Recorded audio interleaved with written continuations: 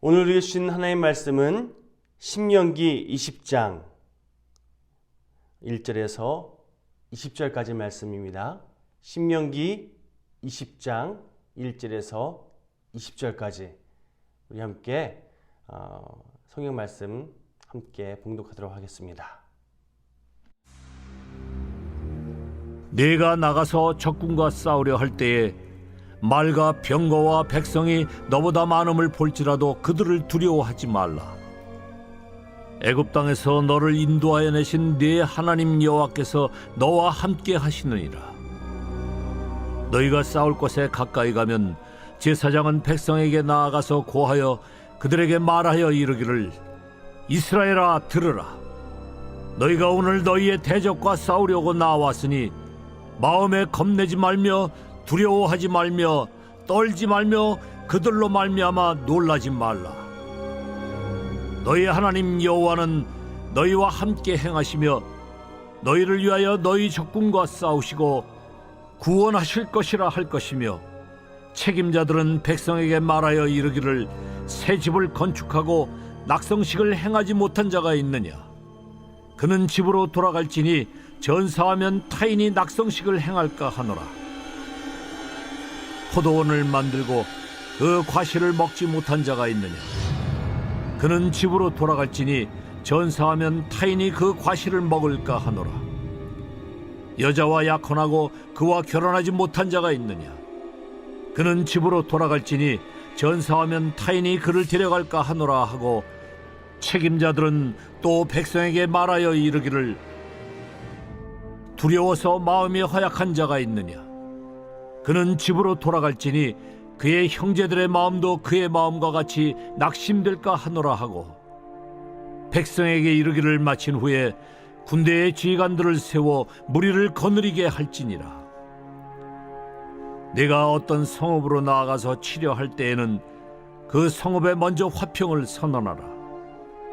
그 성읍이 만일 화평하기로 회답하고 너를 향하여 성문을 열거든 그 모든 주민들에게 네게 조공을 바치고 너를 섬기게 할 것이요, 만일 너와 화평하기를 거부하고 너를 대적하여 싸우려 하거든 너는 그 성읍을 에워쌀 것이며 네 하나님 여호와께서 그 성읍을 네 손에 넘기시거든 너는 칼날로 그 안의 남자를 다 쳐 죽이고, 너는 오직 여자들과 유아들과 가축들과 성읍 가운데 있는 모든 것을 너를 위하여 탈취물로 삼을 것이며, 너는 네 하나님 여호와께서 네게 주신 적군에게서 빼앗은 것을 먹을지니라. 네가 네게서 멀리 떠난 성읍들, 곧 이 민족들에게 속하지 아니한 성읍들에게는 이같이 행하려니와, 오직 네 하나님 여호와께서 네게 기업으로 주시는 이 민족들의 성읍에서는 호흡 있는 자를 하나도 살리지 말지니, 곧 헷 족속과 아모리 족속과 가나안 족속과 브리스 족속과 히위 족속과 여부스 족속을 네가 진멸하되 네 하나님 여호와께서 네게 명령하신 대로 하라. 이는 그들이 그 신들에게 행하는 모든 가증한 일을 너희에게 가르쳐 본받게 하여 너희가 너희의 하나님 여호와께 범죄하게 할까 함이니라. 너희가 어떤 성읍을 오랫동안 에워싸고 그 성읍을 쳐서 점령하려 할 때에도 도끼를 둘러 그곳의 나무를 찍어내지 말라. 이는 너희가 먹을 것이 될 것임이니 찍지 말라. 들의 수목이 사람이냐? 너희가 어찌 그것을 에워싸겠느냐? 다만 과목이 아닌 수목은 찍어내어 너희와 싸우는 그 성읍을 치는 기구를 만들어 그 성읍을 함락시킬 때까지 쓸지니라. 오늘은 종려주일입니다. 이 종려주일과 관련해서 영상 한 편 준비된 영상 함께 보시고 이어서 말씀을 진행하도록 하겠습니다.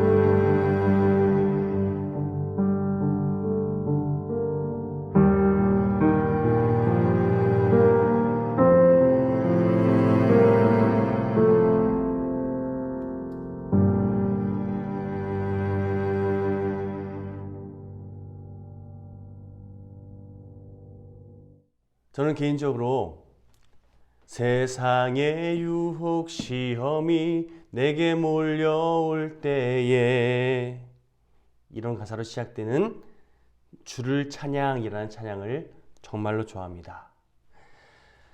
이 찬양은 사무엘상 17장 47절 그리고 역대하 20장 15절 말씀을 기반으로 해서 만들어졌는데요. 먼저 사무엘상 17장 47절 말씀을 제가 봉독해 드리겠습니다. 또 여호와의 구원하심이 칼과 창에 있지 아니함을 이 무리에게 알게 하리라. 전쟁은 여호와께 속한 것인즉 그가 너희를 우리 손에 넘기시리라. 다윗이 골리앗과의 싸움을 앞두고 골리앗을 향해 선포한 아주 유명한 고백 아닙니까? 또 역대하 20장 15절 말씀도 제가 계속해서 봉독해 드리겠습니다.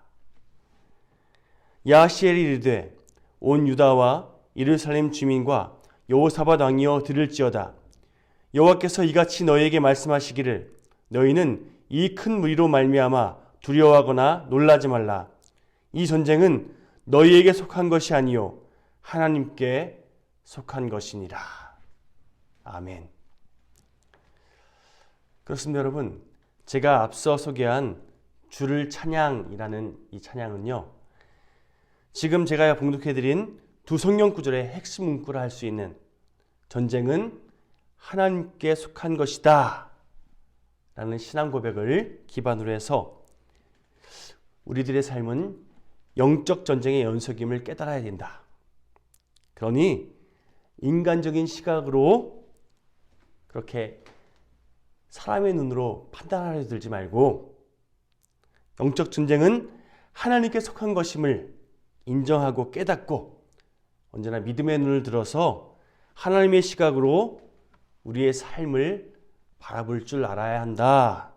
더불어서 그러한 믿음을 기반으로 해서 언제나 하나님만 온전히 의지하면서 하나님께 영광 돌리는 복된 인생이 되어야 한다. 바로 이것을 선포하고 있는데요. 잠시 주를 찬양, 이 찬양의 가사를 조금 더 살펴보겠습니다. 세상의 유혹 시험이 내게 몰려올 때에 나의 힘으론 그것들 모두 이길 수 없네. 거대한 폭풍 가운데 위축된 나의 영혼 어찌할 바를 몰라 헤매이고 있을 때 주를 찬양 손을 들고 찬양 전쟁은 나에게 속한 것 아니니 주를 찬양 손을 들고 찬양 전쟁은 하나님께 속한 것이니 거짓과 속임수로 가득 찬 세상에서 어디로 갈지 몰라 머뭇거리고 있네. 공중의 권세 잡은 자 지금도 우리들을 실패와 절망으로 넘어뜨리려 하네. 주위를 둘러보면 아무도 없는 듯. 그러나 여러분, 믿음의 눈을 들면 보이는 분 계시네. 아멘. 그분이 누구냐 하면 지금도 내 안에서 역사하고 계시는 사망과 어둠의 권세 물리치신 예수님. 그렇기 때문에 우리는 언제든지 주를 찬양, 손을 들고 찬양. 이렇게 주님을 찬양하는, 주님께 영광 돌리는 그런 복된 인생이 되어야 한다는 겁니다. 왜냐하면 전쟁은 나에게 속한 것이 아니라, 우리에게 속한 것이 아니라 오직 하나님께 속한 것임을 믿음으로. 그렇습니다, 여러분. 우리의 삶은 영적 전쟁의 연속입니다. 그리고 그 영적 전쟁에서 날마다 승리하는 인생이 되기 위해서는요, 하나님께서 모든 것을 주관하고 계신다, 이것을 믿음으로 하나님을 의지하는 믿음의 태도로 살아갈 때에 언제나 승리하는 인생을 살아가게 된 줄로 확신합니다. 자, 오늘 저는 우리가 함께 봉독한 신명기 20장 말씀을 통해서 크게 두 가지를 살펴보고자 합니다. 자, 저를 좀 따라해 보실까요? 첫째, 시선을 고정합시다. 시선을 고정합시다. 더불어 두 번째, 하나님을 의지함으로 미래를 준비합시다. 자, 차례대로 살펴보겠습니다. 첫 번째, 시선을 고정합시다. 여러분, 군인이 전쟁을 치름에 있어서 꼭 필요한 것이 무엇인지 아십니까? 물론 여러 가지를 이야기할 수 있지만 무엇보다 중요한 것은 한 마음을 품는 것. 다시 말해서 이 전쟁에서 꼭 이기겠다고 전의를 불태우는 마음. 그러한 마음으로 모두가 일치단결할 때에 그러한 군대를 전투력이 최고조이다 라고 정의할 수 있다는 겁니다. 그런데 오늘 본문 5절에서 8절까지 내용을 보시면, 자, 우리 한번 다시 5절에서 8절까지 한 목소리로 봉독해 볼까요? 책임자들은 백성에게 말하여 이르기를, 새 집을 건축하고 낙성식을 행하지 못한 자가 있느냐? 그는 집으로 돌아갈지니 전사하면 타인이 낙성식을 행할까 하노라. 포도원을 만들고 그 과실을 먹지 못한 자가 있느냐? 그는 집으로 돌아갈지니 전사하면 타인이 그 과실을 먹을까 하노라. 여자와 약혼하고 그와 결혼하지 못한 자가 있느냐? 그는 집으로 돌아갈지니 전사하면 타인이 그를 데려갈까 하노라 하고, 책임자들은 또 백성에게 말하여 이르기를, 두려워서 마음이 허약한 자가 있느냐? 그는 집으로 돌아갈지니 그의 형제들의 마음도 그의 마음과 같이 낙심될까 하노라 하고. 보십시오. 집을 새로 지어놓고 그 집에 아직 들어가 보지 못한 사람, 또 포도원을 만들었는데 아직 거기서 과실을 먹어보지 못한 사람, 그리고 약혼하고 결혼하지 못한 사람, 한마디로 전쟁에 집중하지 못하고 남겨놓고 온 것 때문에 마음이 분산되어 있는 사람들, 그리고 두려움 때문에 마음이 허약해져 있는 사람들, 이렇듯 승리를 갈망하면서 한 마음을 품지 못하는 그런 사람이 있으면 그런 사람들 전쟁에 데리고 가지 말라, 이걸 말하고 있는 거예요. 사실 신명기 20장에 말하고 있는 이 기준, 이것을 그대로 적용한 예는요, 성경에 딱 한 군데밖에 없습니다. 사사기 7장에서 미디안과 전투할 때 그 유명한 기드온과 300용사 다 아시죠? 혹시라도 모르는 분들을 위해서 잠깐 제가 설명해 드리면, 이스라엘의 변방 민족이었던 미디안 군대가 이스라엘을 침공하는, 그래서 아주 떼거지로 몰려드는 그런 일이 벌어졌습니다. 무려 13만 5천 명이나. 그때 이스라엘 백성들을 긁어 모아서 군대를 정비해 보니까요. 3만 2천 명밖에 이스라엘 백성들의 군대가 모이지 못했습니다. 13만 5천 명 대 3만 2천 명. 자, 군사력의 차이를 보십시오. 상대가 되겠습니까? 그런데 더 삶을 긁어 모아도 끌어모아도 이길까 말까한 이 상황 속에서 하나님께서 기드온에게 아주 엉뚱한 명령을 내리십니다. 겁나고 무서워하는 사람이 있느냐? 다 집에 돌려보내라. 그리고 그 결과 2만 명이 집으로 돌아가지 않았습니까? 그래도 어쨌거나 10,000명은 남았습니다. 그래서 기드온이 그 사람들을 데리고 전쟁을 준비하려고 했는데 하나님께서 하나님의 영광을 드러내기 위해서는 그 인원도 많다라고 말씀하시면서 또다시 인원을 줄여내기 시작합니다. 결국 한 번 더 하나님께서 인원을 줄이셔서 시냇가에서 물을 먹는 모습을 보고 남길 자와 보낼 자를 구분하셨는데요. 아시다시피 대부분 허겁지겁 시냇물에 입을 대고 먹었는데 300명만 손으로 물을 떠서 먹지 않았습니까? 하나님께서 그 300명만 남기고 다 돌려보내라 라고 하시더라는 거죠.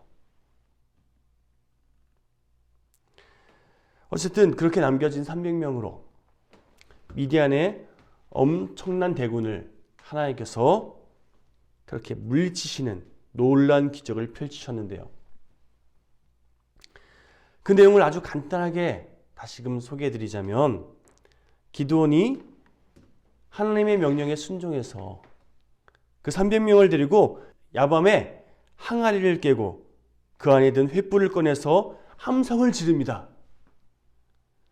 그 함성 소리 듣고 미디안의 군대가 우왕좌왕하다가 자기들끼리 서로 죽이고 이렇게 아주 혼란스러운 전쟁통이 벌어지면서 결국 자기들끼리 서로 죽이는 그런 일이 벌어진 결과 이스라엘 군대들이 아주 손쉽게 대승을 거두게 되었더라. 한마디로 하나님께서 역사하셔서 말도 안 되는 인간의 시각으로 생각했을 때 정말 기적 같은 일이 일어났다는 거지요. 이게 바로 성경이 증거하는 기드온의 300용사 이야기 아닙니까? 여러분 근데 하나님께 선택받은 300명 그들은 다른 말로 정의해 보면요. 전쟁의 승리만을 생각했던 하나님의 군대라고 정의할 수 있습니다. 한마음 뜻으로 전쟁을 승리케 하실 하나님을 의지하면서 한마음을 품은 우리는 하나님께서 도우심으로 승리할 수 있다. 싱글 포커스라고 표현해 볼까요? 한마음으로 한 시선으로 그렇게 하나된 하나님의 군대를 통해서 하나님께서 놀라운 일들을 이루셨다는 겁니다. 여러분 성경상의 다른 인물들도 보십시오. 대개 승리를 이끈 사람들의 면면을 살펴보면요. 한마음으로 하나님만 의지했던 사람들. 오직 하나님만 바라봄으로 그렇게 하나님께서 맡기신 일들 감당했던 그런 인생들이 하나님께 쓰임받고 하나님께서 주신 승리를 경험하지 않았습니까? 세상 그리고 하나님 이런 식으로 양발 걸치기 작전을 펼치지 않고 오직 하나님만 바라보면서 하나님만 의지했더니 승리하는 인생, 능력의 종으로 쓰임받을 수 있었다는 겁니다.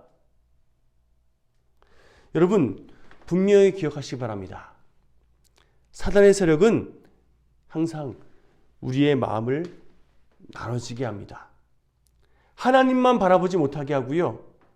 세상이 더 크게 보이게끔 만듭니다. 더불어 분열되게 만듭니다. 반면 하나님의 성령이 함께 하시면요. 성령을 온전히 의지하기만 하면요. 한 마음을 품게 되어 있다는 겁니다. 하나님만 바라보게끔, 하나님의 말씀만 의지하게끔 우리를 이끄심으로 우리를 하나 되게 하신다는 겁니다. 여러분, 그리스도인으로서 한 마음을 품는다는 것은요. 엄밀히 말해서 하나님, 우리 아버지 되시는 하나님의 마음으로 세상을 바라보는 것. 하나님의 시선으로 우리에게 놓여진 그 모든 것들을 바라보는 것. 이것이 하나님 안에서 한 마음을 품는 자의 삶의 태도인 줄 믿습니다. 제가 자녀들 키워보면서 깨닫게 된 건데요. 조급하게 다그친다고 제가 막 보챈다고 자녀가 제가 그렇게 말하는 대로, 제가 원하는 대로 따라오지 않다는 겁니다.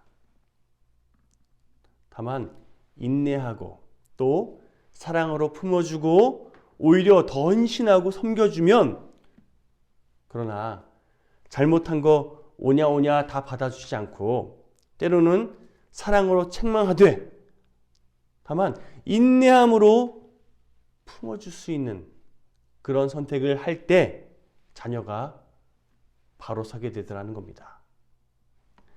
마찬가지로 우리가 하나님의 마음을 품고 다른 사람들을 하나님 아버지의 마음으로 대할 때, 즉 인내로, 긍휼로, 사랑으로 다른 사람을 대할 수 있는 그런 인생, 이게 바로 한 마음을 품은 인생의 모습인 줄 믿습니다.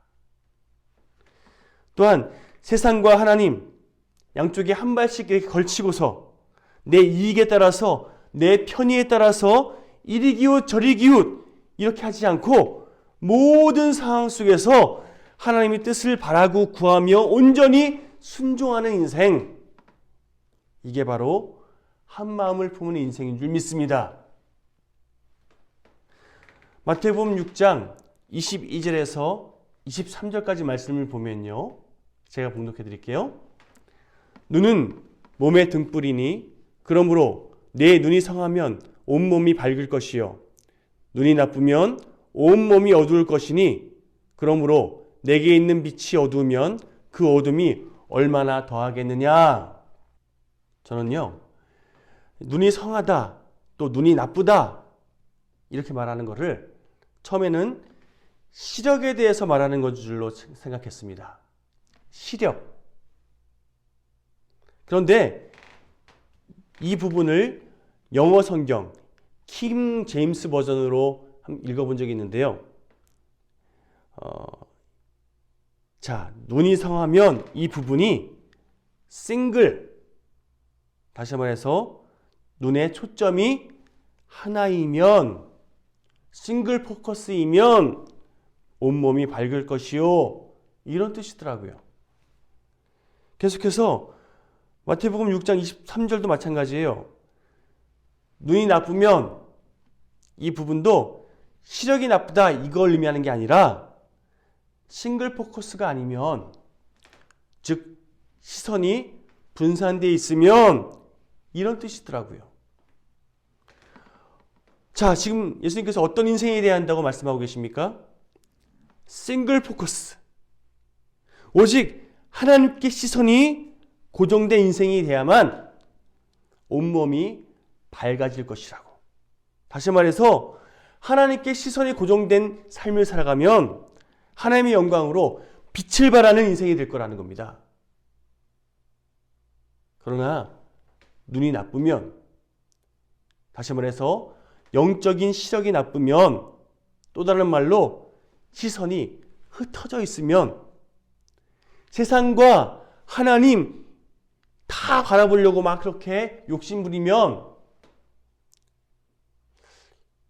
결국 하나님의 영광이 그 삶 가운데 온전히 임재하지 못하게 될 거다.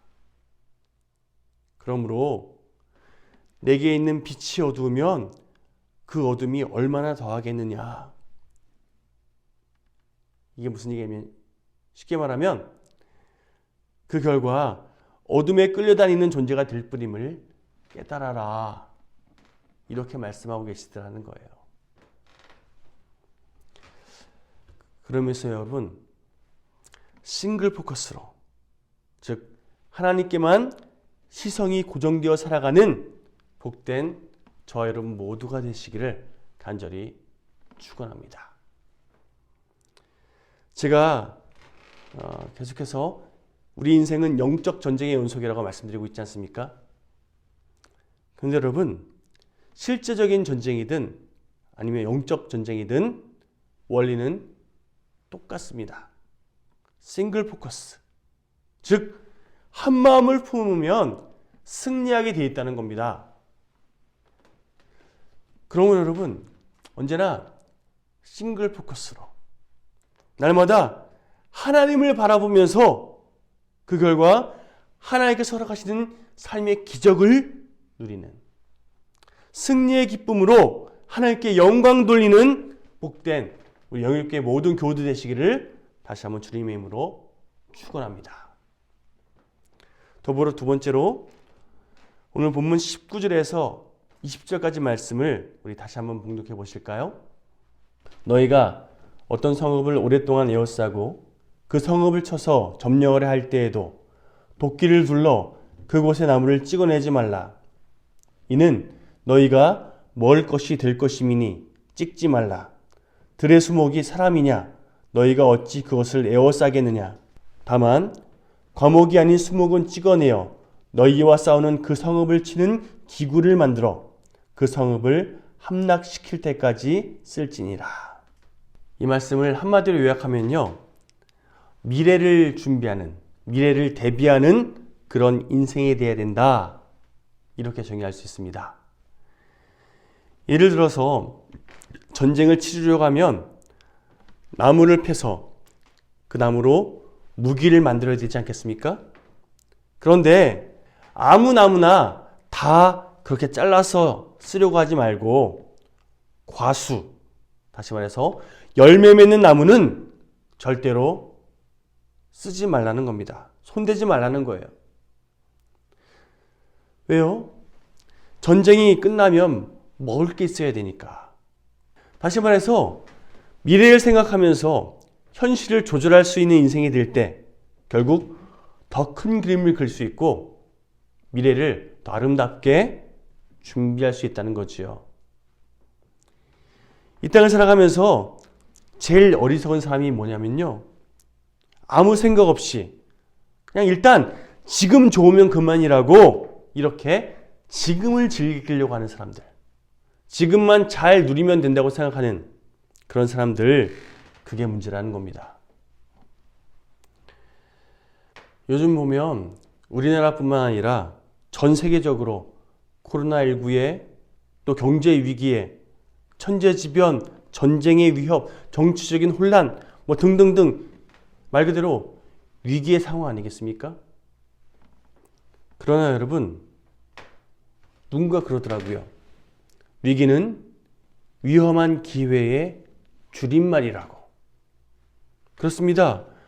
사실 평탄할 때보다 막 뒤섞이고 어려워지고 할 때, 바로 그런 순간에 정신 똑바로 차리고 하나님을 의지하면서 그렇게 도덕정신으로 나갈 때 기회를 붙잡을 수 있다는 거예요. 가장 기본적으로 영적으로 회복되는 그런 기회가 되기도 한다는 겁니다. 하나님을 의지할 때 결국 하나님께서 허락하시는 승리의 기쁨을 누리게 되어 있다는 겁니다.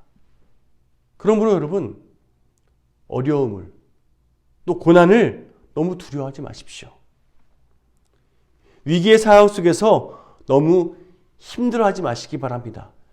다만 그 모든 상황을, 또 그 모든 환경을 하나님께서 주관하고 계심을 믿음으로 싱글 포커스, 다시 말해서 하나님만 의지하고 하나님만 바라보고 그렇게 믿음으로 하나님 품 안에 거하는 그런 복된 인생이 되었어. 그 결과 하나님께서 허락하시는 기적과 은혜를, 참 승리의 기쁨을 삶을 통해 충만하게 누리는 인생, 그것이 우리 영일교회 모든 교우들 되었으면 좋겠습니다. 마지막으로 미국의 대통령이었던 링컨과 관련된 에피소드를 언급해드리면서 말씀을 정리하겠습니다. 남북전쟁 당시에 하나님께 매일매일 기도하는 링컨을 보면서 주변 사람들이 이렇게 물어봤습니다. 하나님이 우리 편이 되어주셔서 우리가 승리할 수 있도록 기도하고 계십니까? 그때 링컨이 뭐라고 대답했는가 하면, 아닙니다. 나는 하나님께 우리 편이 되어주셔서 이기게 해달라는 기도 하지 않습니다. 다만 우리가 하나님 편에 늘 서 있을 수 있도록 인도해달라고 기도하고 있습니다. 그렇습니다, 여러분. 우리가 기도하는 이유는요. 자, 잠시 저를 따라해 보실까요? 하나님의 지혜를 구하기 위해, 하나님의 지혜를 구하기 위해, 또 한 번 더 따라해 보실까요? 하나님의 능력을 구하기 위해, 하나님의 능력을 구하기 위해. 그렇습니다. 우리의 못난 자아가 이끄는 대로 하나님께 무언가를 요구하기 위함이 아니라, 다만 모든 것을 주관하고 계시는 하나님을 의지하면서 나를 오히려 하나님께 맡겨드리기 위해서 하나님께 나를 온전히 내어드리기를 선택하는 기도, 이것이 정말 복된 기도요, 하나님께서 기뻐하시는, 하나님의 마음을 시원케 하는 기도가 된다는 겁니다. 자, 지금까지 영적 전쟁의 원리 두 가지에 대해서 살펴보았습니다. 다시 한번 정리해 볼까요? 첫 번째, 시선을 하나님께 고정하겠습니다. 두 번째, 하나님을 의지하면서 아름다운 미래를 일구어 가겠습니다. 그렇습니다, 여러분. 날마다 싱글 포커스로 모든 것을 하나님께 맡겨드리며 하나님만 바라보며 하나님만 의지하는, 그래서 현재의 이익에 집중하기보다는 책임져 주시는 하나님의 그 은혜를 사모하며 미래를 준비할 줄 아는 복된 우리 모두가 되었으면 좋겠습니다. 자, 우리 마지막으로 이 찬양 함께 고백하시면서 오늘 우리가 함께 묵상한 말씀의 내용들, 여러분의 신비에, 여러분의 마음밭에 그렇게 온전하게 새기고 결단하는 마음으로 우리 함께 이 찬양 고백하시면서 기도함으로 하나님께 나가는 귀한 은혜의 시간 되길 소망합니다. 함께 찬양하실까요?